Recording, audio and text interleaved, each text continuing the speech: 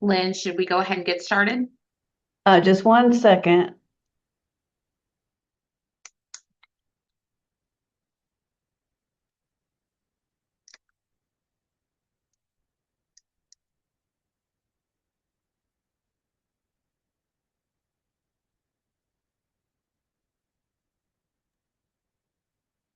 We have a few people over in Teams, so I'm just getting them to move over. So we'll give it about 30 seconds or a minute to get them moved over, and then we'll get started. Okay, sounds great.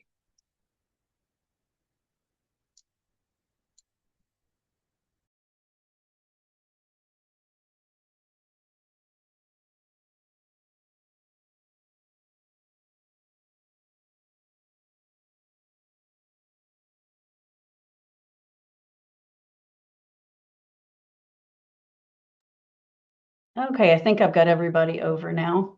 I think we're ready to go. Okay, wonderful. It's good to see everyone. Thank you for being here for our April Early Childhood Advisory Council meeting, Dr. Cummings Smith. And we're going to go ahead and call our meeting to order 101. So at this time, if we could have Robin take our member roll call, we'll get started.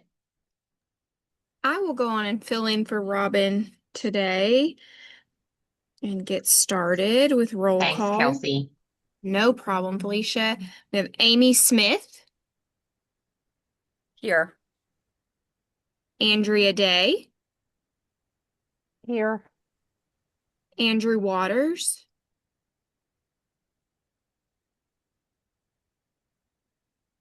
Anita Dowd, Here.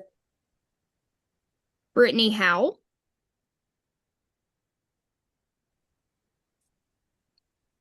Dee Dee Cummings, Here. Dr. Amy Hood, Here. Dr. Connie White,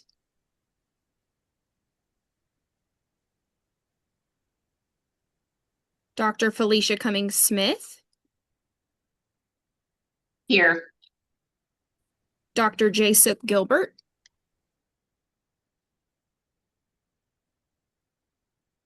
Greta McKenzie,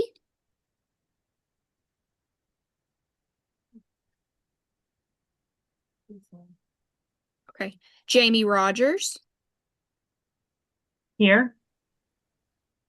Joe Barry, Christy Lewis, Here. Melody Cooper, Here. Representative Kimbanta, Rena Gratz, Here. Scott Collier, Secretary Jamie Link, Secretary Stephen Stack or Proxy Melissa Goins, Melissa Goins here for Dr. Stack. Senator Danny Carroll, Twyla Burdette. And that concludes roll call. And so Kelsey, assuming we have a quorum. Do we have? This is a non-voting meeting, so I think we Okay. are good to go. All right, very good. So since it is a non-voting meeting, I just want to remind everyone that we're just sharing information today, and as we maintain and adhere to the rules of open meetings, this meeting is being recorded. Since we're not voting, we don't have to worry about keeping our cameras on necessarily. Although we love to make sure that we can see you as a part of your contributions in this work. At this time, we're going to go on to the next slide. We have a pretty hefty agenda today. We'll do some of our routine work, which is listening to our quarterly updates, and we'll hear an update on our preschool development work, preschool quality partnership efforts. We'll hear from our team from UK around the evaluation efforts underway, get some updates from early childhood workforce, and then we'll have a discussion about our meeting agenda and then adjourn. So at this time, before we move forward, I'm going to turn it over to Lynn Baker to provide her quarterly updates. Thank you, Felicia. Just wanted to take a few moments and highlight a few things that we'll go a little bit further in depth on from our lead partners, our lead staff. But we wanted to let you know that we've been very busy finishing up the 3-month extension on the workforce initiatives of the B through 5 preschool development grant. And so on March 10th and 11th in Lexington, we had our first Early Child Workforce Summit, which was very exciting. We had nearly 300 in attendance, and the summit brought together lots of cross-sector early care and education partners, but also lots of economic development and workforce partners. And so it was a really unique group of people coming together, learning from one another. We had lots of comments like, you know, I might not have signed up for this session if this were our typical Early Childhood Institute, but I did, and I learned so much. And we had those same comments from our workforce attendees as well. And Donna Taylor, our Workforce Development Director, will share some more information on that, but we did just want to share, we were very, very happy to have the governor in our at our summit and to address us, and he just gave a wonderful and powerful address at the Workforce Summit, and we were just very, very, very pleased to have him. He talked a lot about workforce and economic impacts. He talked about pre-K and kindergarten readiness and how important the early care and education field is, and so we were just thrilled to have him. We also had the Registered Apprenticeship Summit and graduation on March 27th and 28th in Louisville, and that was very exciting. And Rebecca Smith, who is our apprenticeship director, will share more specific information on that. But we were able to celebrate nearly 80 apprentices who received their journey worker credential through graduating the program. And so if you all want to give applause to that, we were very excited about that.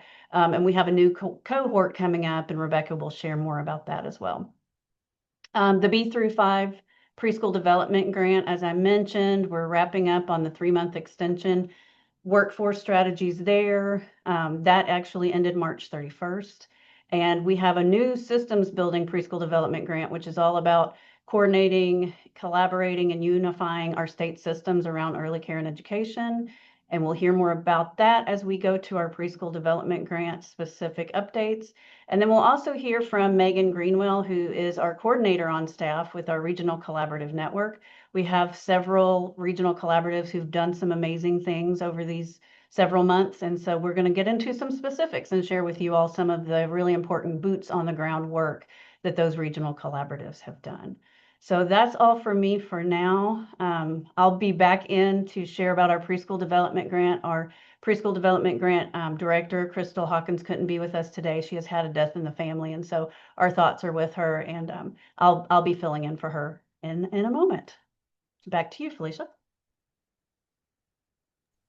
Thank you, Lynn, for those updates. And I know the team has been working really hard, and we want to celebrate all the work that has happened under your leadership and the team there in the governor's office, and especially celebrate the hard work of individuals who were graduating and should be honored during that time. So wonderful job. Wonderful job. All right. So let's turn to our partner agency updates. You know, it's important for us to be reminded that these agency updates are a part of how we are coordinating and aligning just a unified approach to the work that we are accomplishing in the early learning and early childhood space. We will have a new update, a new partner sharing an update from the Kentucky Commission on the deaf and hard of hearing. And I'm thrilled to have an opportunity to hear all of these updates, as I know they'll be important for you as well. ECAC members, please make sure that as you're listening to the updates, you're beginning to think about some questions or ideas or reflections or comments that you can share with the entire group after the update. This will help us understand how we can be the most effective advocates for this work when we go back to our own networks and communities to accomplish this work together statewide. I would also encourage you to, reflect on anything that you hear that might need further explanation. So be prepared to ask questions related to that as well. So, Melanie, I think you're first for the Kentucky Department of Education. I'm going to turn it over to you. Oh, okay. I had not, did I send any? I don't think that I sent any in this time. But I will say that, we're, the priorities that we've got moving forward right now are still around, working with the programs who are going through the quality cohort and getting all that data in and making sure that we have, that we've really been working back and forth with the districts. The team has done a fantastic job of providing support there. We've also, excuse me, we've also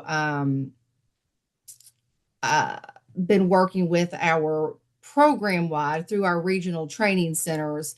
We've got some fantastic work going on through the program wide districts who have adopted the pyramid model as their overall framework that they use consistently throughout the district. So those are some of our main buckets right now. And then, of course, looking at anything that's going to be impactful through the legislative session. And just taking a look at that as everything has wrapped up. And then I know we've got Stephanie Ernst is on the call today, and she's going to be going more in depth into some of those things that you'll get to hear about. So I don't want to say too much there, but I think that's really where we have been, focusing our work in the early learning unit here in the recent months. Thank you. Thank you. So is Andrea Day with us today? Okay, great. I am. Wonderful. It's hard for me to see people. Usually I can see all of, who's on and I can easily catch that. But Andrea, thank you so much. And we'll turn it over to you now. Okay. I really don't have a whole lot to report. Things are moving along steadily here at the Division of Child Care. We have had our eyes on what was considered a child care omnibus bill, which was House Bill 6, that Representative Heverin introduced, and it had the support of the chamber, and it was a result of the collaborative on childcare that the chamber convened. Highlights of that bill is we're going to revamp All Stars. The cabinet for Health and Family Services has now been tasked with creating a certified child care designation program. The role of the Child Care Advisory Council has been expanded from 18 members to 34. We will be creating child care micro centers, which is a new type of provider. The bill language allows us to approve up to 10 of those to care for no more than 24 children. Ratios are based on the age of the youngest child. We have some other states that have done something similar, so we'll be reaching out to pick their brains and find out what worked well and the pitfalls we should avoid. Another section of that bill will have us change our training hour requirements. Anyone who works in childcare is responsible for completing 15 hours of annual training every year. Our training calendar runs July 1 through June 30th. Now, 3 out of those 15 hours must focus on working with children with special needs. For licensed programs and in certified family child care homes, they must receive 2 hours of training related to working with children with special needs. So that's an exciting change as we continue to hear our providers face more and more challenging behaviors, and whether those are just regulation, self-regulation, or if it's linked to something else. But those will be positive supports for our providers. We will also be able to allow our programs to designate themselves as faith-based programs and make that available on our website so that folks do see that. The childcare income exclusion expanded to allow certified and licensed type 2 owners to participate. Previously, that had not been allowed.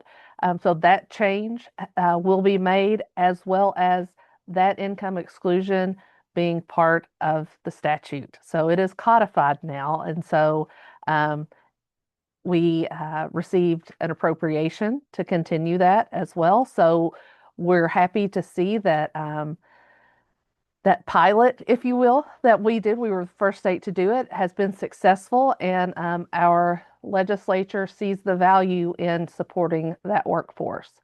The other things, ECAP will be moved to a third-party administrator. The cabinet will continue to regulate and oversee that, but we'll be able to work with a third party. Representative Heverin was very complimentary. I mean, she did say we were a hot mess, but we did stand up this program. We got it started and we repurposed staff. And one of the points that she made is this needs to be somebody's full-time job. One person dedicated to nothing but the Employee Child Care Assistance Partnership. So I think this will hopefully help that program continue to grow and get more traction and provide businesses with the support they need. The other two, there were two amendments to the bill. Senator Carroll's two Senate bills were attached as amendments, and one establishes the Kentucky Kindergarten Readiness Performance-Based Child Care Incentive Pilot Program. Yes, that was a mouthful. I had to write it down because I knew I'd forget. But that will be a pilot that the University of Kentucky College of Education will be responsible for. And it's a proof of concept. So thinking outside the box of how can we incentivize parents and providers to help their children become kindergarten ready. The other piece was Senate Bill 60, which was Senate Floor Amendment 2 to House Bill 6, which changes language for adverse actions that the Division of Regulated Child Care often takes. Replacing some of the shalls with mays. A lot of times DRCC, based on how the regulation and statute is written, have no choice but to take some more severe action. So changing the shalls to mays will give them a little more leeway, a little more grace, if you will. So all positive changes. It's a lot with everything else we have going on, but you know, I think with this group here with ECAC, we have seen how when we partner together, we can accomplish great things, and that we have that synergy and we have that common vision. So I think this legislation just helps us continue along that path. And while Pre-K for All did not get traction this legislative session, I think this does help us get ready for the next iteration, and so that hopefully it will be a success to provide those services for all 4-year-olds, and to just really increase awareness about the importance of early childhood education. So that I know that that is a lot as far as legislation goes, but that is where our brains are right now. And if anybody has any questions, please feel free to reach out, and I'm happy to have further discussion.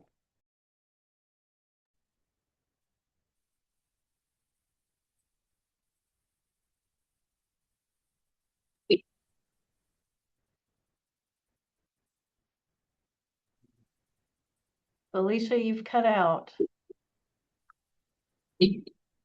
It's cutting in and out.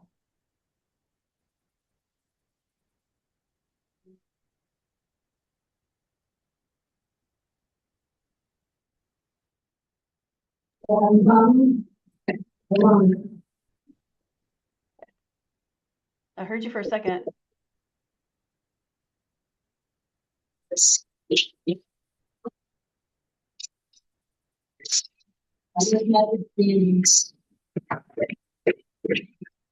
I hear some background noise. It sounds like someone else is speaking.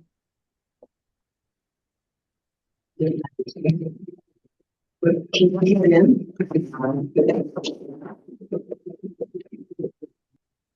think she said to move forward. Did I get Yeah. that? Okay. Yeah. I've got kids, they don't talk right. So I'm good at translating. Thank you. So we do not have an update at this time from the Department for Public Health Part C. And Andy Waters is not able to join us today. So we're going to move right on to our new updates from the Kentucky Commission on the Deaf and Hard of Hearing. And we're really excited to share, to hear some information on a really exciting initiative. So we're going to turn it over to Anita. Good afternoon, everybody. My first official update. Yay, so bear with me. But I'm excited to share with you guys that we have a new initiative that we've been working on since January. We call it CALI. It's the Kentucky Early Language and Literacy Initiative. And we've brought together stakeholders to look at what's happening in Kentucky for our deaf and hard of hearing children and come up with some concrete goals. We've got a big job ahead of us, but hopefully this is something that we can keep going for a while. We have to come up with some concrete recommendations and a long-term plan. And language access is critical to brain development, school readiness, and long-term outcomes. And for deaf and hard of hearing children, that hinges on early intervention, early diagnosis, and the sooner that diagnosis happens and early intervention services are started, the better the outcomes. So, for anybody that's been on this council for a while, you've probably heard me talk about some frustrations that we have. The biggest one being that we have no data on deaf and hard of hearing children, or what little data is out there is not accurate. Part C is non-disability specific. And then when our kiddos get into Part B, they typically fall under whatever services they're receiving rather than their actual diagnosis. So there's no accurate numbers anywhere. Our Kentucky Early Hearing Detection and Intervention program focuses on making sure that our babies are diagnosed or screened at birth before they leave the hospital. And they just released the 2024 data, and they confirmed 72 children diagnosed with permanent childhood hearing loss. Of the 72, they could only confirm that 2 were enrolled in early intervention services by the age of 6 months. And the federal guidelines is 136. Babies are to be screened by 1 month of age. If they fail that screening, they need to have additional follow-up and a permanent diagnosis in place by 3 months and enrolled in early intervention by 6 months. So in 2024, 72 that were diagnosed, 2 were confirmed in early intervention. They may have all been enrolled, but that data is not being kept and it's not being shared. So that's something we're trying to figure out how to fix. So basically our initiative is families, providers, and system partners. And we're trying to gather all the data that we can and look at it and identify the gaps and identify who can help us. And 3 of the goals that we have currently is trying to improve that Part B and Part C data sharing. And of course, making sure that our kids are counted correctly and that we're taking a long, hard look at the current Kentucky early intervention approach and seeing if that's the most effective for our deaf and hard of hearing children. There are some states that have pulled early intervention services from state and created their own. So that remains to be seen, but we are open and welcome to anybody that wants to be involved. If they're curious, they want to be involved, if they feel like they have something to add or not, we don't care. If you want to join us, let us know. This is not something that's going to be solved in 1 year. I'm just hoping we can come up with some good, solid recommendations and move on from there. So if anybody has any questions or whatever, let me know. You can ask now or email, get in touch with me later. And I think that you all have some information that was sent out on the Kelly opportunity. So if you have questions about that or want to be involved with that, I know Anita and I have had great conversation, and I know that they would welcome that. So we're really, really excited to have you share that out, Anita, and to help unify our system inclusive of everyone. So thank you for everything you do, and thank you for sharing that today. Hey, Lynn, I'm not sure you all can hear me any better now. Much Okay, I better. see a lot of heads nodding. Thank you. Sorry about that disruption. Anita, I may follow up because I missed some of your sharing out and update. So thank you all for your patience. I know now we're going to turn it over to Kelsey, and she's going to start and share with our Head Start Collaboration Office update. Thank you, Felicia. If you just want to advance the slide. Thank you. I have some exciting news for Kentucky. The National Head Start Association put out a grant earlier this year called Grow More Good Initiative, and it was a garden grant. And that grant was awarded to a Kentucky program, Audubon Area Head Start. There was only 13 of these awarded nationally, so it's really exciting that one was brought home to Kentucky.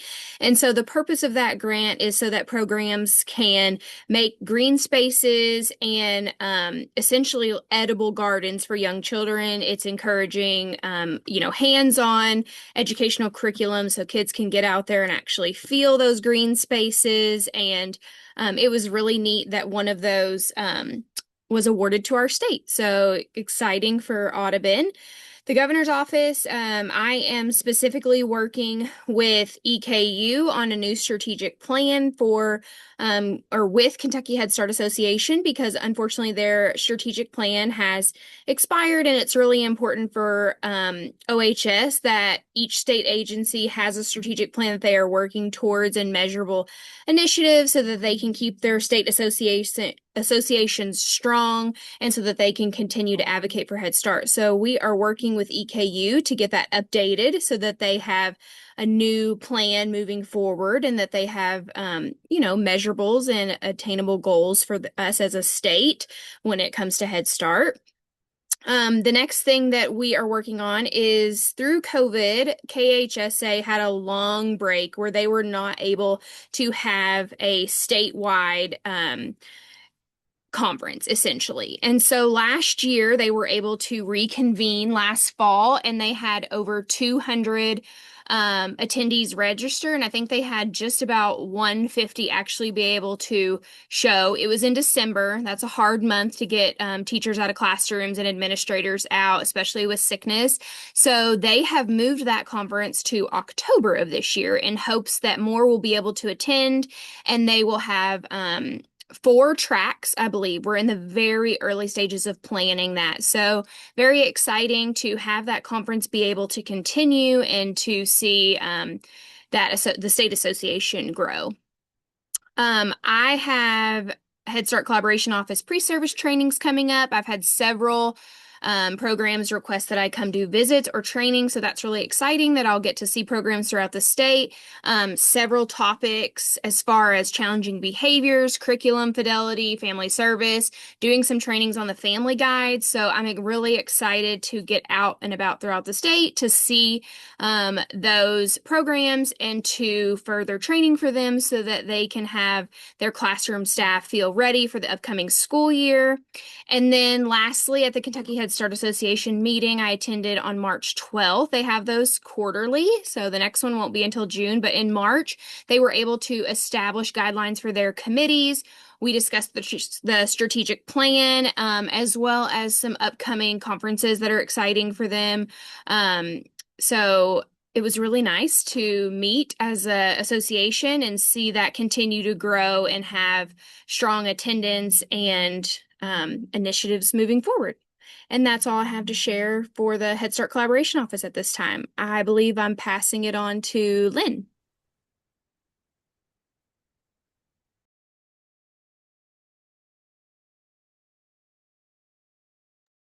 I was muted. I'm going to go ahead and provide the updates for our preschool development grant for Crystal Hawkins, as she's not with us today. And to go to Kelsey's point about the strategic plan that she is assisting with and her office is assisting with the Kentucky Head Start Association, our new preschool development systems building grant is working on aligning and providing a crosswalk of all of the strategic plans across our state for better alignment. And so that is the first step in the process. Our unification committee, led by Donna Taylor, is working with the evaluation and facilitation teams. And so that crosswalk will be built with cross-sector input from everybody in the state, every agency. And so we'll be identifying where there might be some gaps in those strategic plans. And in doing so, we're hopeful that we'll be pulling in everyone who needs to be at the table. Our 3-month extension that ended on March 31st, I mentioned we wrapped up those workforce strategies. And so we're now working within the extension window for closing everything out for that grant. So we had a little bit of overlap between the two grants. And then our preschool development grant evaluation team, as Felicia mentioned at the beginning, they are here with us today, and they will be going over some of the evaluation pieces that they have gathered together for our Beta 5 grant. And they're also helping us with that systems building grant on the unification and the strategic plan. So before we move on to their report and presentation, I want to introduce Stephanie Ernst, who is going to share one of the strategies from our preschool development grant B through 5 with our preschool quality partnership. And we really wanted to share with you all the great impact that those grant opportunities provided. And Stephanie has some great specifics to provide for you all to really learn about what was accomplished through those grants. So I will turn it over to Stephanie now. Thanks, Lynn. I really appreciate it. We are just going to share just a few highlights. Before I dive into this, though, I think the best part for me was just in the roles that I serve with KDE and with partnering with GOEC was actually hearing the teachers that were impacted by this grant and how their loads were lightened just a little bit. And if that's something that we can do in today's crazy world, I think that's actually really amazing. Am I able to move the slides, Lynn, or is that you guys? Okay, perfect. Thank you. So just to recap real quick, so you guys all know that this was designed to support that full day, year-round, high-quality early childhood services, and the grant allowed folks to enhance what was already in place. And the grantees that applied and were selected, they were really folks that were in what some of us might look at as some childcare deserts or places where preschool needed just a little bit, more support to make sure that we're reaching everybody and giving them resources that they needed to collaborate with childcare, Head Start, and state-funded preschool across those districts. The districts that we had that were our partners are here. That was Butler, Callaway, Casey, Dawson Springs, Graves, Greenup, Metcalf, Nelson, Owsley, Paducah Independent, Pulaski, Trigg, Warren, Washington, and Whitley. And so if you kind of think about that across the state, it really spanned from top to bottom and side to side. And so we really were able to hit on so many students and help with some positive outcomes there. Here's just some things that folks were able to do on our side with their PQP funds and the things that they signed up to do. Districts were able to extend those half-day programs into full day during the life of the grant. And I just want to stress this one just a little bit. 2 of our districts, now that PQP is over, they're having to go back to half-day programs. So this was so impactful for those two counties that were able to provide full-day preschool services for kids during this grant. That is just huge. They did talk with their district. The districts tried to figure out, financially what they could do, but it just preschool costs money. And we want to make sure their little ones have those great teachers in there. But so that one was absolutely positive. Folks have said, will we ever get to do this again? While I don't have that answer, I am hopeful that someday down the road, these folks that really need that full day can go back to that. With the next piece there, districts were able to hire additional staff to support the early childhood programs during the life of the grant, which meant, we're seeing a lot of behavior pieces across the state, which meant maybe it was extra hands in there to help with some students that needed some more support, some more targeted supports and interventions in there. Or going back to that first bullet point, extending that half day into full day sometimes equals more staff. And so that was another big piece that was awesome. The amount of materials for the classrooms that folks were able to get through this opportunity was, I don't want to call anyone out on this call, but I know Christy Lewis was able, she was one of our partners, and just the amount of materials that folks were able to get into the hands of not only the teachers, but families were able to get materials to extend that learning on into the home as well. The training opportunities for teachers and staff that were directly related to early childhood education were provided through these PQP funds. For us on our end, we know that all teachers throughout districts, they go to XYZ trainings, but sometimes the early childhood component is lacking. And this grant allowed folks to travel to early childhood specific conferences. They were able to attend GOEC ran events. They were able to go to NACE. Looking back, not this past year, but the year before, folks were able to go to NTI, which is the Pyramid Conference. So just some really great pieces out there that folks were able to get true early childhood PD for not only their administrators, but they took teachers. And being an early childhood teacher myself, we didn't really get that opportunity. We had to stay in the classroom. So that was really amazing as well. Just some general highlights that I wanted to share with you guys. I do think that relationships, I know that's a goal for us within the early learning unit, and we sit and work with Lynn, Kelsey, Megan, Donna, Rebecca on a day-to-day basis. But those relationships were strengthened across settings from childcare to preschool to Head Start. And I think that's because they could see us doing it at the state level. So, we want to model what we want to happen across the state, right? And so that's a big highlight for us also. Again, our students benefited from those updated classroom materials. I don't know how often you guys get out and see some of our state funded preschool classrooms. And I know Andrea and Melody are also on this call, but preschool dollars aren't wealthy. And so certain districts just don't have the opportunities to update those materials as much as they would like. And students are hard on them. Things get broken, things get missing, but really that was a big impact also. For us, family engagement and early literacy was strengthened across all of our districts through the PQP grant cycles with this. And those are still some pieces that we're really working on within KDE and OSEAL and with our work with GOEC. And we did see that those were strengthened.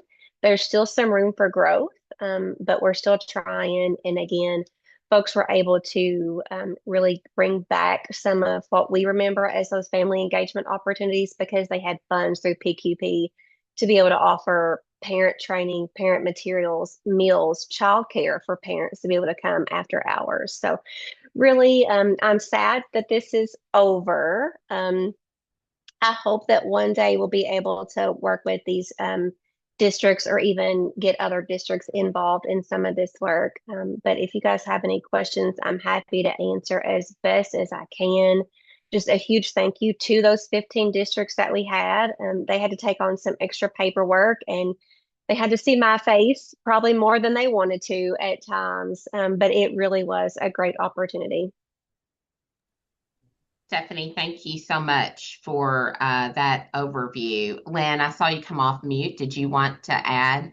Yeah, I just really wanted to echo kind of what Stephanie and Andrea have both said today, and that is that we are working so tightly together and it really is making a difference. And when we hear things like this, it really shows you how it's making a difference. And so I think this is going to show down the road that we have begun the foundation for what will come next. Andrea mentioned the pre-K for all, and I really feel like all of these strategies that we're rowing in the same direction together and working tightly together are building us up, as Andrea said, for history changing. So I just thank you, Stephanie, and thank you, Andrea, for those words. Yeah, thank you so much. Are there any questions at this time from others on the advisory council? Just wanted to pause for just a moment. Okay, I'm hearing none. We'll just keep moving forward. And I'd love to invite our friends from UK to share about the evaluation work for the Preschool Development Grant P5. Yeah, great. Thank you, Felicia. We are happy to be here and to share what feels like a long time coming, all of this wonderful work that we are doing. Let me scroll to the top here and present.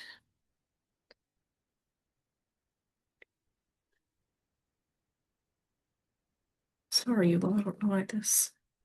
You can see our key takeaways. A spoiler. Here's where we're starting. Okay. Hi, everyone. Sorry.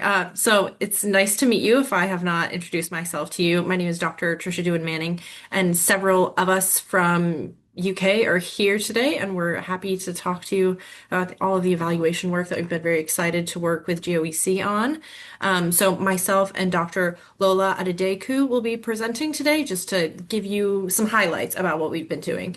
While I wish that we had time to walk you through our whole evaluation, unfortunately, we only have a very few minutes. So we're just going to walk you through some of the highlights. And if you all have questions, we're happy to share more about some of the other work that we're doing with GOEC and with the rest of the partners. So today we're really just going to focus on a few of the specific initiatives that GOEC and the PDG B5 grant has been working on. So more specifically, first, we're going to really talk about the systems level collaboration. It seems like a theme today that Lynn and Andrea and Stephanie and everyone has really been talking about the great work that has been happening, right? Moving from more of a siloed approach to really a unified kind of collaborative approach. So that is something we're also finding, and that's something we'll be talking about when we're talking about these systems level focus groups that we conducted in Frankfurt. So we're going to talk about those outcomes.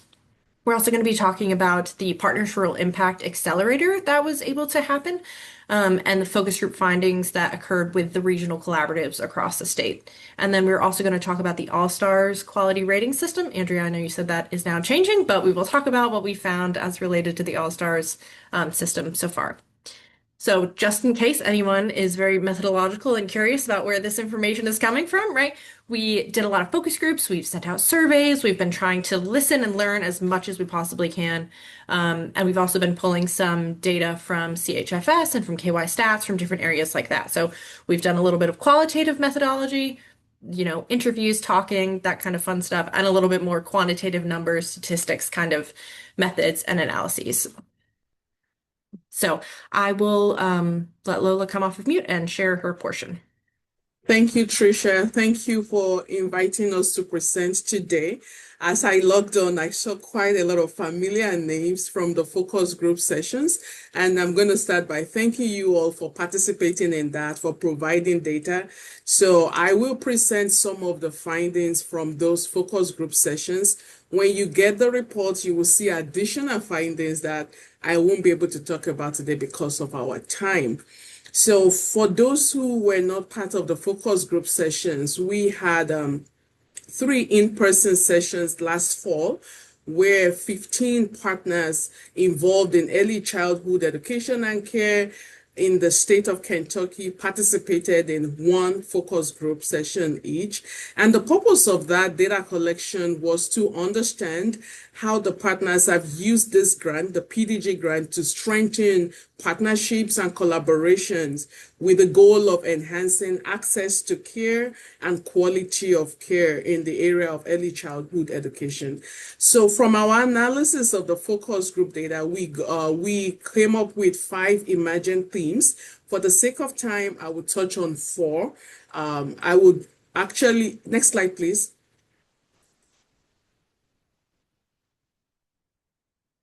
Thank you. So I will try to emphasize the benefits and outcomes, and a lot of what I will share align with what Stephanie was sharing earlier, though at a more system level, in a more system level context. And I would just briefly mention that there are some challenges, and then talk about sustainability and recommendations. But overall, what we took away from the focus group sessions is that the partners viewed the grant as a worthwhile experience for them. They have enjoyed coming together to have a common understanding of the purpose of the grant and state level activities geared towards improving access to care and quality of care for early childhood education, which would also include preschools. Next slide, please. So in terms of the benefits and outcomes of the partnership from the view of our partners, they did talk about improved coordination of services, focusing on the role that the GOEC has played as a formal coordinating unit that has helped everybody to come together to promote outreach, accelerate collaboration, coaching, training, for everyone to just be of one voice. And in that same vein, the partners also said that this grant has been an opportunity to have better partnership, talking about collaboration, moving from a siloed approach to their services to a more unified agenda where there is trust and there is transparency and interconnections. And then the partners also identified the opportunities for expanded programming. Specifically, they mentioned that the pyramid model has really expanded from reaching 8 school districts to 47, and that has helped them to increase the dissemination of this model. And also they talked about the apprenticeship model as well that has become nationally recognized. And they brought those 2 programs together to talk about how the PDG grant has enhanced workforce development across the state in the area of early childhood care and education. They talked about the fact that we now have enhanced readiness, capacity building, and provision of technical assistance via trainings, coachings, and different opportunities for providers to learn about behavior, classroom management, and different aspects of providing early childhood education in the preschool setting, and of course in Head Start, and for all the other partners that were engaged. And finally, they talked about KY Start, the data dashboard, the opportunity they have to access the data in one place to learn about different elements of early childhood care and education in Kentucky. I have one quote there. Hopefully you've been able to read out while I was talking about how the strategic planning was indeed useful to see alignment of the organizational goals among the partners. Despite these good and worthwhile outcomes, they did mention some challenges, which I will get to later, but I want to make sure that I focus on their plans for moving forward. The partners in their discussions did actually indicate that they are committed to sustaining the activities of the grant beyond this period. They talked about sustainable partnerships. They want to be able to continue to work together to align purpose, to make sure that all hands are on deck to promote access and, of course, quality of education for our children that are 0 to 5 years old. They also mentioned that the grant has been able to help individual programs to stand on their own And they gave two examples that come to my mind will be the pyramid model and the apprenticeship model as well. That those two have been established that they can stand on their own beyond the funding period. And of course, partners spoke about looking at different ways to make sure that they are thinking of creative and innovative funding streams if they don't get additional money from ACF beyond the duration of the grant. So that's also one quote there talking about the fact that partners have been thinking about sustainability. They have this at the back of their minds and they are working towards sustainability. So quickly about the challenges, a lot of the challenges have to do with things that happened before the implementation of the grant. So they talked about turnover, not being present at the beginning of the grant, but now a lot of them are being included, they are participating. They also talked about responsibilities that shifted because people moved from one organization to another, or maybe they left the state completely. In terms of their recommendations for improvement, those are linked to the barriers that they identified. Next slide, please, Tricia. Thank you. They want to make sure that there is continued effective communication and messaging about the complexity of early childhood education and the interactions amongst the different agencies and the reason for a unified agenda and the need for making sure that there is collectivity in addressing the gaps in Kentucky.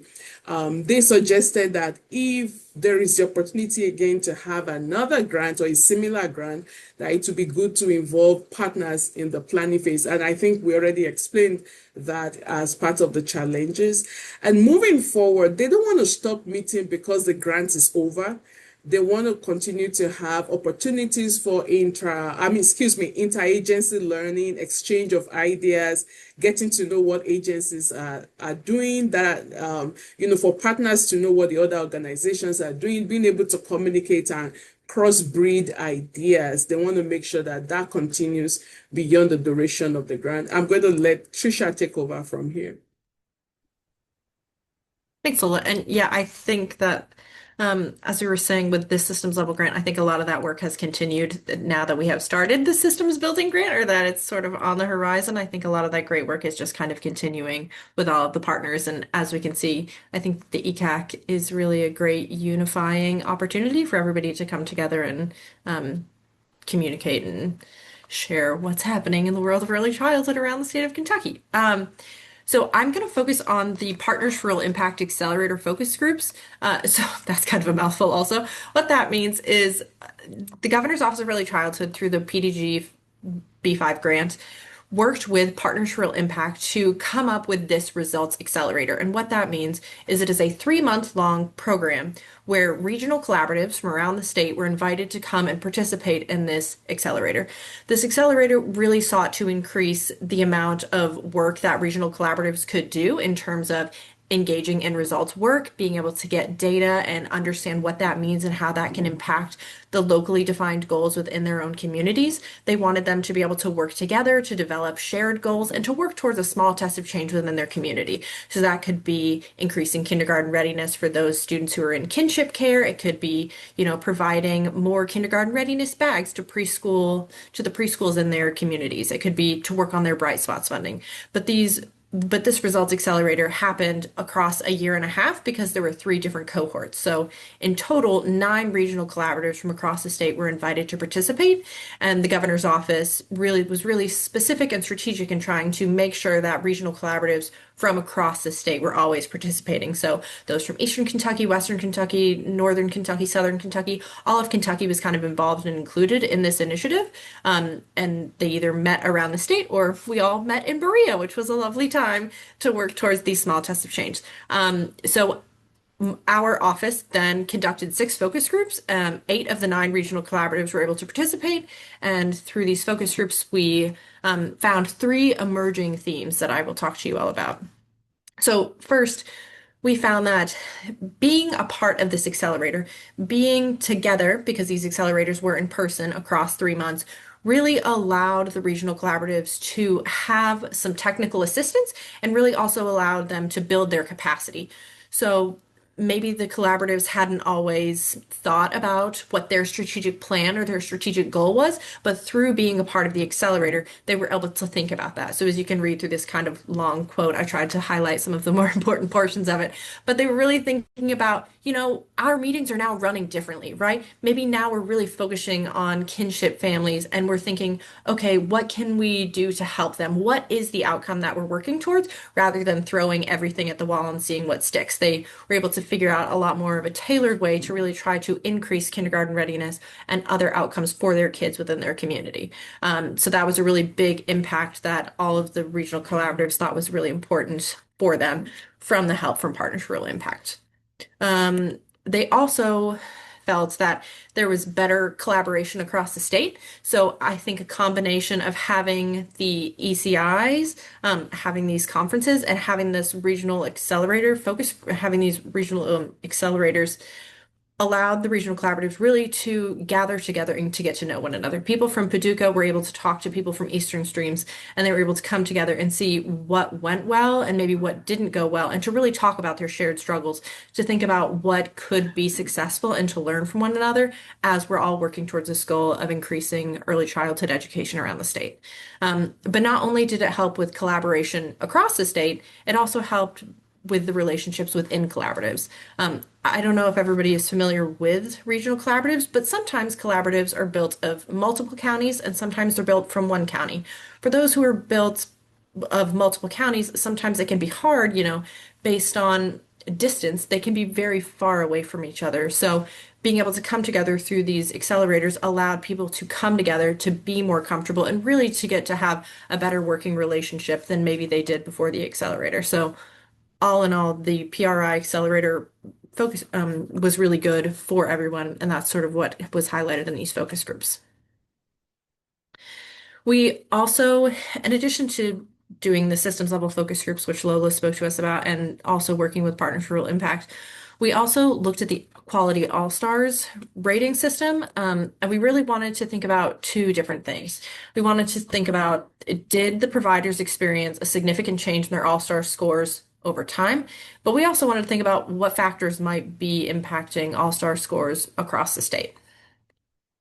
So first, we found that for both certified and licensed providers, All-Star scores were significantly higher before 2020 than after 2020. And I'm sure that if you work with All-Star scores or if you work with the early child care centers in general, this is probably not surprising to you. We all know that lots of things happened and changed during the pandemic, and this is just one thing that we found that was statistically significant and was different. But something really interesting that we found is that what kind of factors are impacting All-Star scores, right? If you can go from an All-Stars 1 to an All-Stars 5, what is kind of impacting the reasons why somebody might have a higher score than others? And what we found is that licensed providers often are able to get higher All-Stars ratings than certified providers. That could likely be related to funding. If you have a bigger center and have more money, that might be related. But that is just something that we're starting to explore. We also found that providers in the South are able to get higher scores than those in the northern regions. So here are some of the key takeaways so that we're not taking up all of your all's time.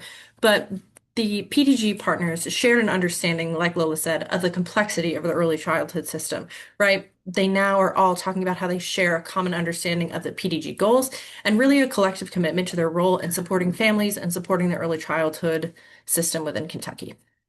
The partners viewed the grant as a valuable initiative that really helped expand programming, which we've heard from Lola and from Stephanie and from lots of others on the call today. And it also supported the workforce development through the apprenticeship program, which we're also evaluating and have lots of wonderful things to say, but not today since we're all so busy. And there's also improved access to data and resources. Through the systems level focus group, partners also identified that maybe there has been issues in the past with an administrative burden, but these are all things that we're working on. Through the Partners for Rural Accelerator program, this was really helpful in providing capacity and training opportunities for the regional collaboratives, really to build and strengthen their relationships across the state and within the collaboratives. And for early child care providers, specifically certified and those in the North, maybe they need extra support with helping them to achieve higher All-Stars ratings. but we have a lot more evaluation work to come. And if you all have any questions, you can feel free to reach out to us. And we are looking forward to sharing a lot more of our reports as we start to wrap more of them up. So I will stop sharing.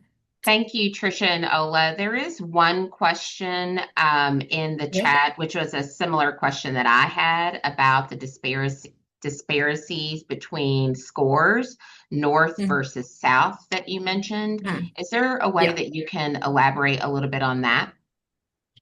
Yeah, so, and that's something that as we were looking at this, that we didn't necessarily expect. And I think that it warrants deeper investigation, working with the GOEC team and maybe working with CHFS to really talk to them about what it is that they see, because they probably have some insider information into that. I think it might be related to underlying funding. You know, sometimes preschools or Head Starts, they might have more funding and might be able to more easily get higher All-Stars ratings because they're already sort of required to meet those regulations. Whereas, so if that area has a lot of those centers, it might just kind of look like they're doing better, if that sort of makes sense. Rena, I'm going to ask you, did you want to have any follow-up based on that response, or was that satisfying for now? It's okay for now. Yeah. Yeah. Clearly, it's something we And need to investigate further. yeah, I definitely think it's something worth investigating, you know, getting insider insight into why we think that might be. But I mean, that's what we've noticed for now. If Great. you guys don't Andrea, mind, we're going to say I'm something. going to jump in for just Andrea? a second. Yes, yes, please. Thank you. So that is something that we have heard as well. And so the All Stars team, as we prepare to do all this work, has gone through like the annual quality review that providers have to do to see how many times those get returned, what regions have a higher return rate in, and it's broken down by domain. So we are actively looking at that, trying to find um, inconsistencies and consistencies so that we can build upon that to better support our providers. So there is a deeper dive going on. Jennifer, I'm going to ask you to bring your voice into the conversation based on the question in the chat that you raised. Just a simple question. I'm trying to figure in years past, preschool Head Start for their All Stars, they had an internal group that would come and do, and this is past. Past could be lots of change since the past, right? And then centers, your type 1 in your homes, those of us that are licensed have a group that comes, you know, that get their that group is seeking inter-rater reliability within each other. Are they the same group or are they different? I'm curious if that was part of it. I'll jump in again, Jennifer. They're different groups. Um, the Division of Child Care has the All Stars raters that do all the rating visits for licensed and certified providers. And then KDE has a group that does um, preschools, um, potentially Head Starts. That gets into the bigger conversation too of how do we align those, especially our blended programs that are a licensed child care, but let's say it's Head Start the first part of the day. Head Start requires them to have a class observation, and then if we, you know, their center is rated, then we have the ERS observation. So that is something else that we're talking about, and we'll be talking about whenever we have work groups is could there be some reciprocity? That way, if you've gotten your rating in one scale, it would meet for the others as well. Well, and that's why I bring that up because then you've also got, and we're talking about that reciprocity or even that cross reliability. Those are some of those gaps that might determine some of the feedback that you're getting and some of the things that aren't aligning. But also considering folks that have gone through a national accreditation, so you know they're getting.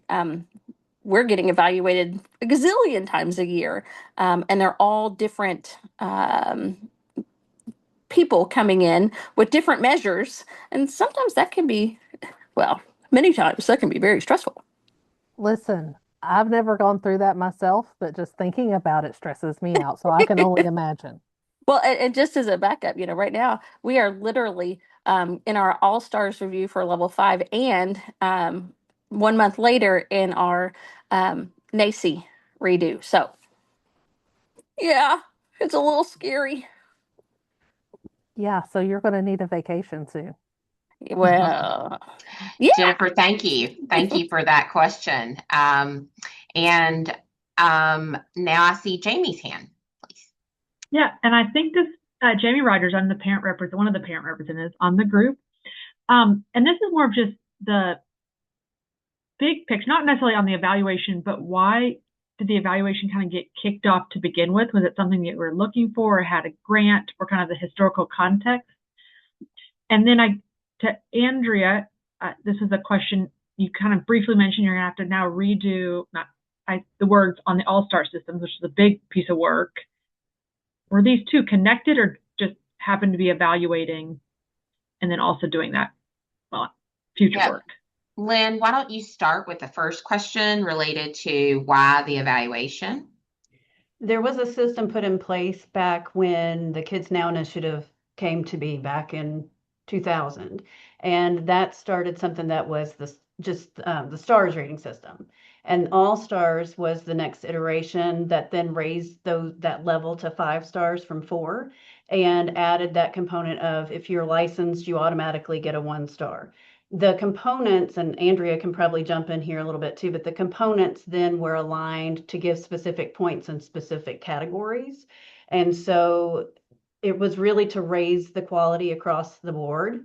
And so there is a different way of evaluating for childcare versus public preschool, and public preschool has their regional training centers that support that. Childcare Aware supports with the Division of Childcare. Head Start sometimes is a blended program, but they have a whole other set of national and federal program requirements that they have to meet, and some observations. But Andrea, I'll let you jump in and just talk a little bit about why we went from the 4 stars to the 5 and why we added those components. Well, I want to temper everyone's expectations there, because that was before I joined childcare. So I can't give that historical perspective. But I will say, during COVID, with the All Stars ratings, we just started hearing more and more from our providers about the juice wasn't worth the squeeze almost. And so we really started then trying to look at how can we get better. And I've joked a couple times that, the All Stars, I've been talking about redoing it for a while. And I was like, House Bill 6 helps put us on a timeline and gives us some deadlines to work towards to hold us a little more accountable.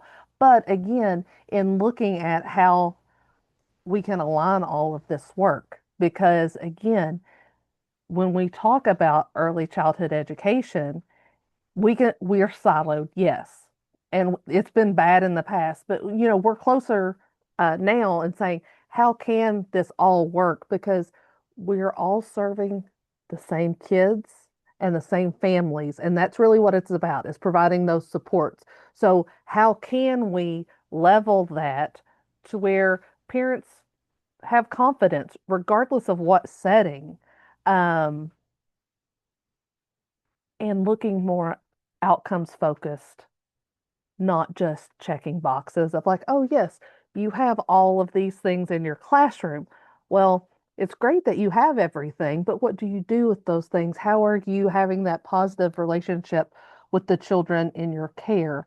So it's just, again, our goal is to take that lived experience and rely on our providers and listen to them, because that's something that I've heard, and I'm not being critical of anybody, but whenever this all rolled out, it was like, it was rolled out to us, this is what you're going to do. So really talking to the lived experts and saying, okay, how could we make something work? And to think differently about this, but again, focus on the outcomes, not just the transactional. Yes, we did it. But how do you embed that long term? And I think you did speak a little to the history. You just didn't realize it, but the engagement between the adults and the children and the environments, that was part of that next iteration, because it really became abundantly clear that those were the important things, were, modeling the language and the talking, and then family engagement became a big component that was added as well, because the understanding of how important the family is to a early childhood experience and success in school was really something that was coming into a better understanding. So I hope that all sort of answered your question, all put together. Yes, thank you. I think the thing that it really illuminates is our work isn't done, and we still have quite a bit of work ahead of us. I appreciate, Andrea, your point. Some of us have lived through the history across multiple different governors and offices, and the strategies and initiatives that have been in place for time. But with each step, the system is improving. It is becoming more and more of one system.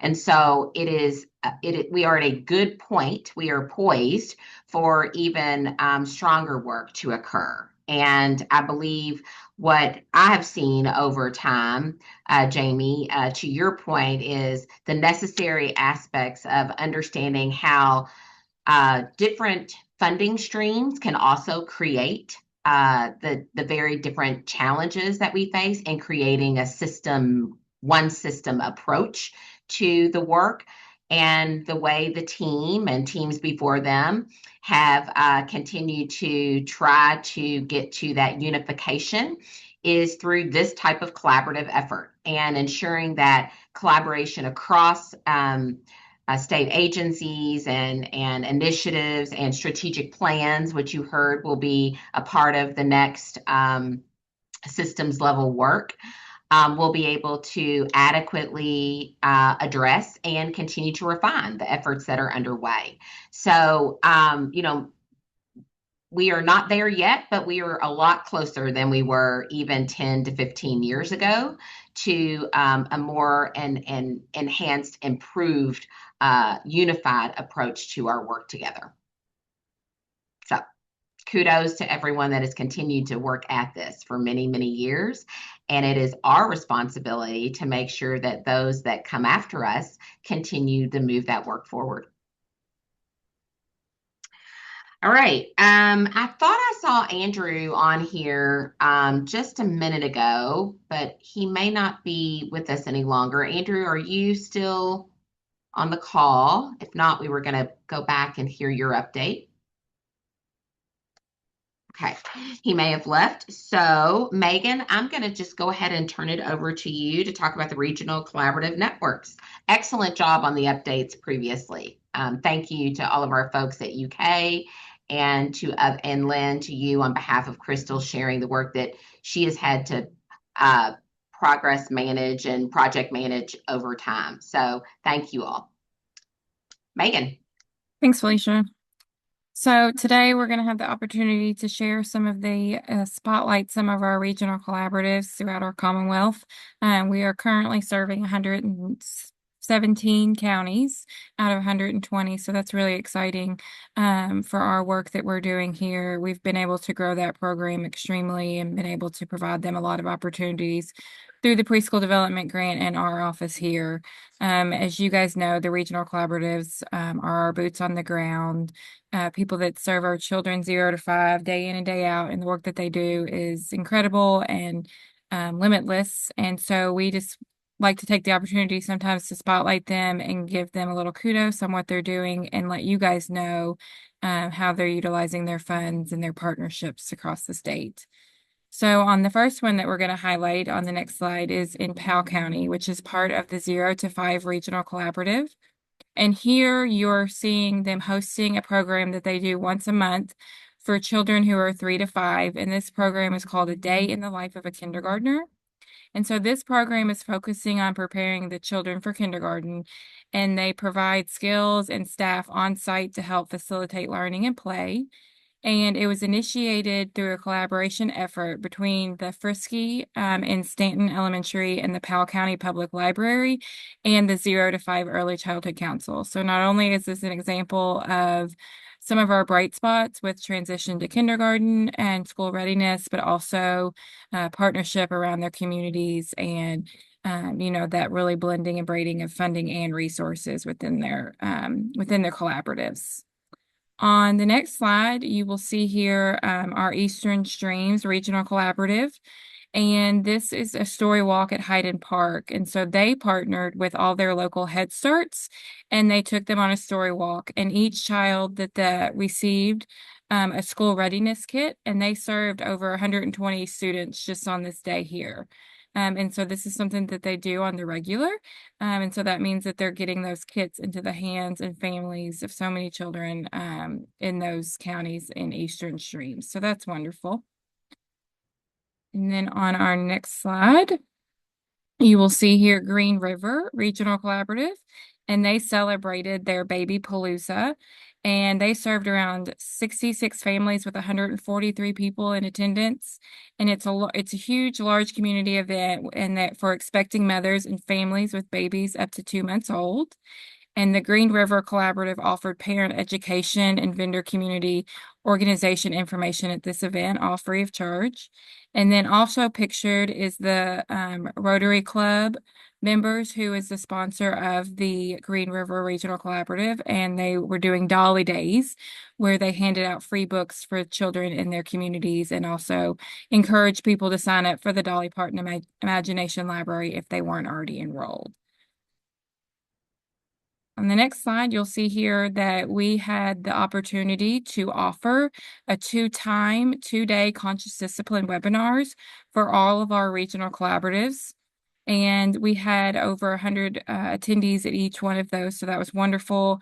We received lots of positive feedback and stories on how they were able to use the resources and tools immediately in their professions. And it was just a wonderful opportunity for us to be able to provide this virtually to our regional collaboratives.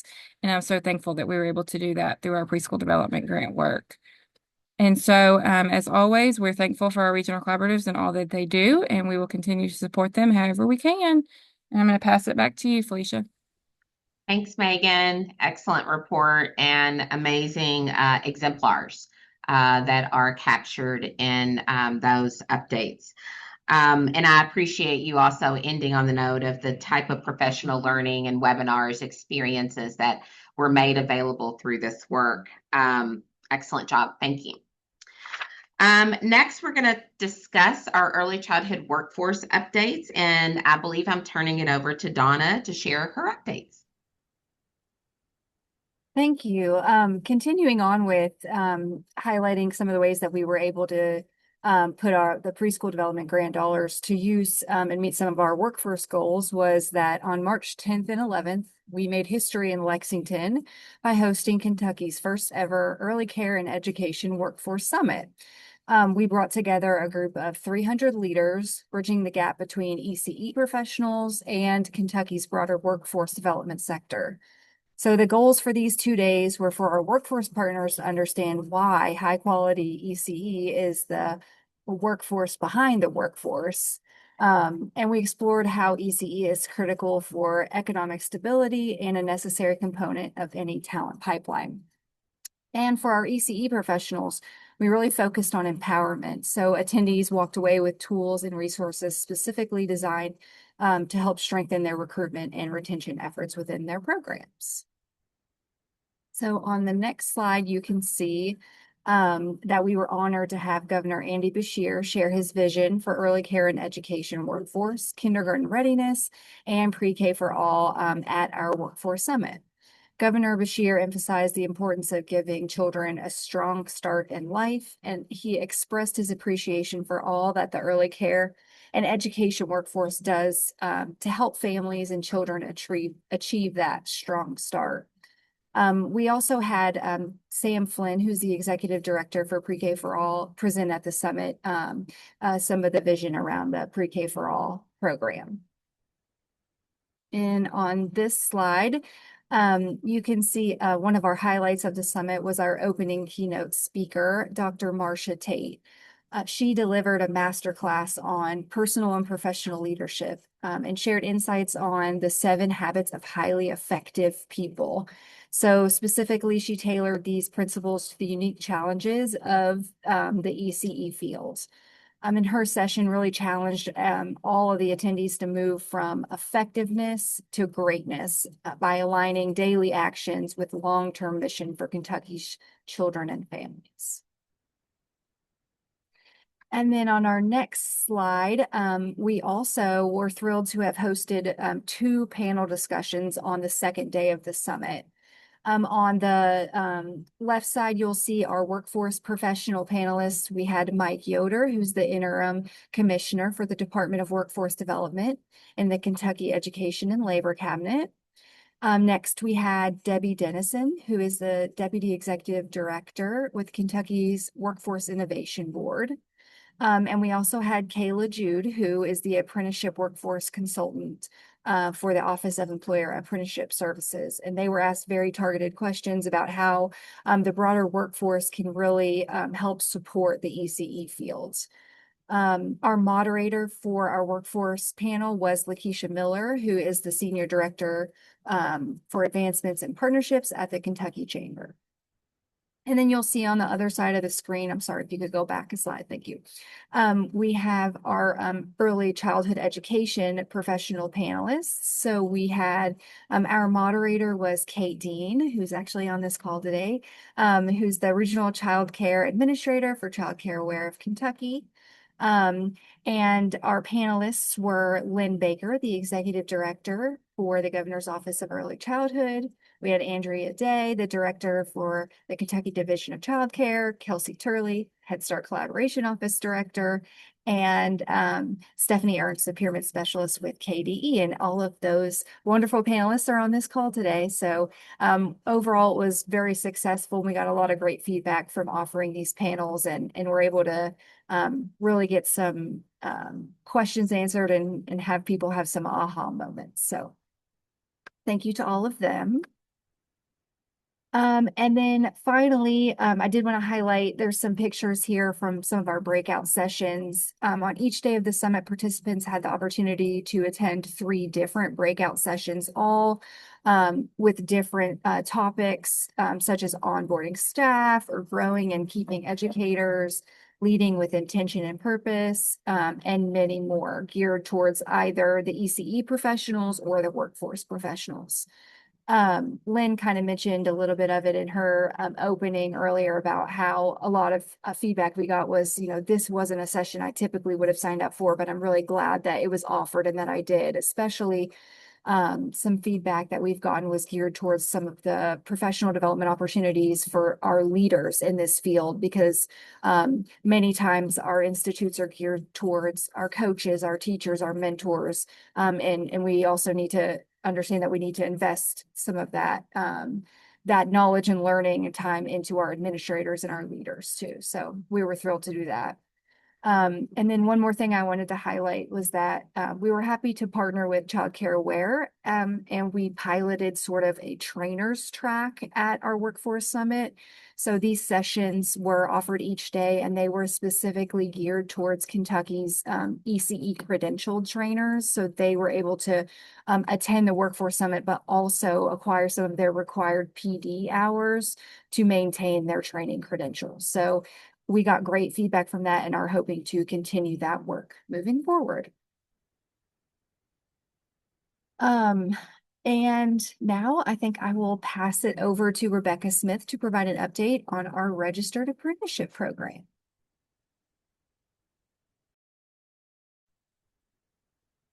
Thank you, Donna.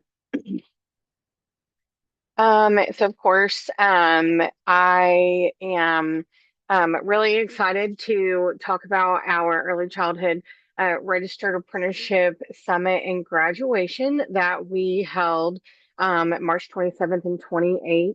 And the summit was a 2-day summit that was a Thursday, Friday, where we hosted 150 participants of the apprenticeship program. And while they were there, they got conscious discipline brain state brain state model training. They had specialized trainings for our ECAD and employer partners that focused on using conscious discipline with leadership. We had breakout sessions that were featuring specialized trainings for mentor coaching, orientation for our newest participants in the apprenticeship program, and then the Kentucky Career Pathways training and what comes after graduation for our graduating participants. The first of 12 trainings were hosted by the Discovery Source on using puppets and stories to teach about neurodiversity. We have been able through PDG funding to provide all of our apprentices with a set of puppets and stories that go along to teach about neurodiversity that they will be able to have for their classrooms. And they will have 12 trainings that will happen throughout the year of 2026 to teach them how to use the stories and how to use the puppets in their classroom to teach neurodiversity. So they were very, very excited to have that opportunity to learn and to have those resources in their classroom. We also did a well-being at work training for our early childhood administrator, director, and employee partners on leading with employee wellness in mind. This has been something that our office has really looked into a lot this year, and making sure that our leaders in the early childhood space are looking out for the emotional well-being of their staff and of their teachers in their classroom as well as their children, and making sure that they are taking care of themselves, that they're taking care of their emotional well-being, because if they can't take care of themselves, they don't have the capacity to take care of others. So the well-being at work training is a training that helps them to have tools to use at their potentially staff meetings, things like that. There's a journal that goes along with it that helps them to record the things that are going on that they could need support with, that they can bring back to their staff meetings. So it's a really good program that we're starting with them. There is additional training that goes along with this, and we're not only doing it with them, but we also hosted one of these trainings at the Early Childhood Workforce Summit as well. So those two groups will be coming together to do some additional virtual trainings over the next year about how to make sure that they're in a community of wellness at work. So then we hosted a graduation, my heart, for our apprenticeship participants. We had 35 out of our 80 graduates present to receive their plaque for completing their program. You can see them here in this picture. I was very proud of them. It was a very proud moment. We also were able to have Dr. O come and present at the summit on finding their joy, and then she was able to bring and be the speaker for our apprentices about next steps that they're taking in life, and how professional development is so important, and how to be proud of themselves and how to move forward in the future with this great tool that they have been given. So it was very, very heartfelt. It was they had all of their families there. And so this was the second apprenticeship that we have done. And with this graduating, that it brings us around 170 participants who have graduated the apprenticeship program since we started in April of 2022. So with having 1 to 2 year programs, you can do the math. We have had quite a bit of success from the program, and we're really proud of the educators that this program is putting out. I'm really excited to announce that we have adopted a new program that we believe is going to take the administrative part of the apprenticeship and move it vastly into the future. As many of you all know, I am very limited. Right now I am just me. And we also have Kayla Jude from the Office of Employer and Apprenticeship, who helps me run the program. But as you can see on this, we have 237 apprentices, participants in the program as of right now, and 115 current apprentices. That is not including all of them who just graduated. And so we have been able to purchase with the PDG funds, to have this. I like to call it the bright wheel of apprenticeship, because it just makes sense to me. But it's going to help us organize the program. It's going to help the employer partners see what their apprentices are doing. And it's really going to help just kind of organize. We'll be able to do all of our application process through Apprenticescope, all of those sorts of things. So we're just very excited to bring this new technology into the apprenticeship program. The apprentices will actually be able to just log into their phone. They can do it on a daily basis, log the hours that they worked that day for their on-the-job training. And so it helps them keep up to date. And it helps that the mentors and the employer partners can track everything that they're doing right there in the program. So new and exciting things going on as usual over here in the apprenticeship program, which leads us to we are kicking off a new cohort. Cohort 7 is the last day to apply for cohort 7 is May 1st, 2026, and it will begin mid-May. We already probably have about 40 participants who are planning on coming into the program. And hopefully we'll even have more by this time. The I was going to say something. I totally lost it.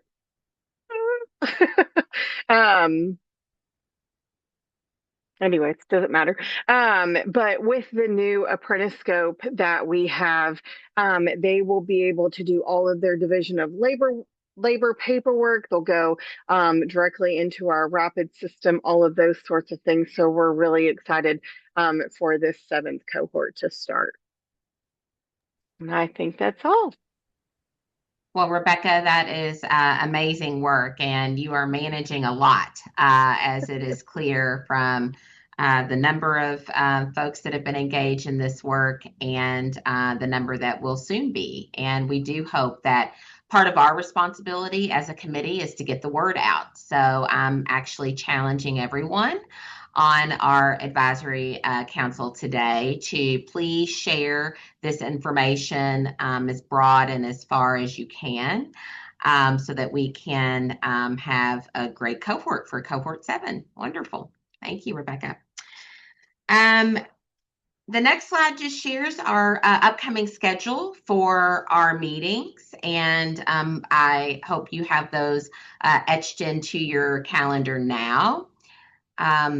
Lynn, is there anything you wanted to share about these meetings coming up? We'll have some more updates, as UK mentioned, on some of those evaluation pieces that are still wrapping up. And then we'll also have some more information that we'll share about that unified strategic plan that we've been talking about with the new systems grant. And I really think that the whole conversation around the unification, this is really going to get us to that next step. So we're excited to share about that. And I just want to thank you for your leadership and everyone who is a member on ECAC. We so appreciate you. We value your input. We also value as you carry these messages out to your own communities and those around you to help us do the work. So thank you. Wonderful. Just again, we want to thank everyone. Thank the team members at the governor's office, Lynn, under your leadership, everyone who is busy doing the great work for the Commonwealth. And at this time, I'll take a motion to adjourn. I'll make a motion. This is Andrea. Andrea, thank you. And is there a second? This is Christy. I second. Thank you, Christy. And we are adjourned at 2:34. I hope you all enjoy the rest of your afternoon and have an amazing weekend. Thank you all.